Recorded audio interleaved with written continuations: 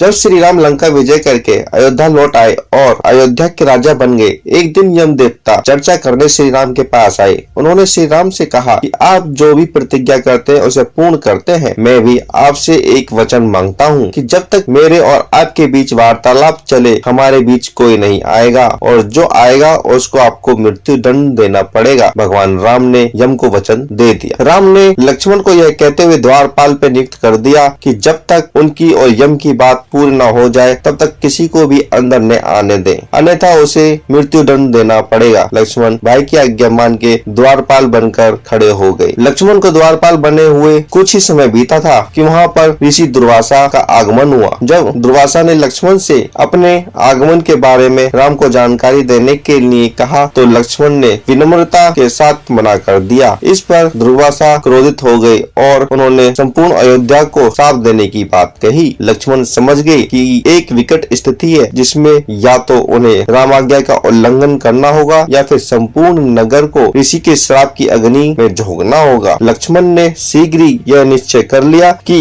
उनको स्वयं का बलिदान देना होगा ताकि वो नगर वासियों को ऋषि के श्राप से बचा सके। उन्होंने भीतर जाके ऋषि दुर्वासा के आगमन की सूचना दी। भगवान राम ने शीघ्र से यम के साथ अपनी वार्तालाप समाप्त कर ऋषि दुर्वासा की आवभगत की, परंतु अब श्री राम दुविधा में पड़ गए क्योंकि उन्हें अपने वचन के अनुसार लक्ष्मण को मृत्यु दंड देना था। वो समझ नहीं पा रहे थे कि वे अपने भाई को मृत्यु दंड कैसे दें, लेकिन उन्होंने यम को वचन दिया था जिसे निभाना ही था। इस दुविधा की स्थिति में श्री राम ने अपने गुरु का स्मरण किया और कोई रास्ता दिखाने को कहा। गुरुदेव ने कहा कि अपने किसी प्रिय का त्याग उसकी मृत्यु के समान ही है, अतः तुम अपने वचन का पालन करने के लिए लक्ष्मण का त्याग कर दो। लेकिन जैसे ही लक्ष्मण ने यह सुना तो उन्होंने राम से कहा, आप भूल कर भी मेरा त्याग नहीं करना। आपसे दूर रहने से तो यह अच्छा है कि मैं अपने वचन का पालन करते हुए मृत्यु को गले लगा लूं। ऐसा कहकर लक्ष्मण ने जल समाधि ले ली। यदि इन्फॉर्मेशन आपको अच्छी लगी तो वीडियो को करें लाइक, चैनल को करें सब्सक्राइब। Thanks for watching. जय हिंद, जय श्री राम।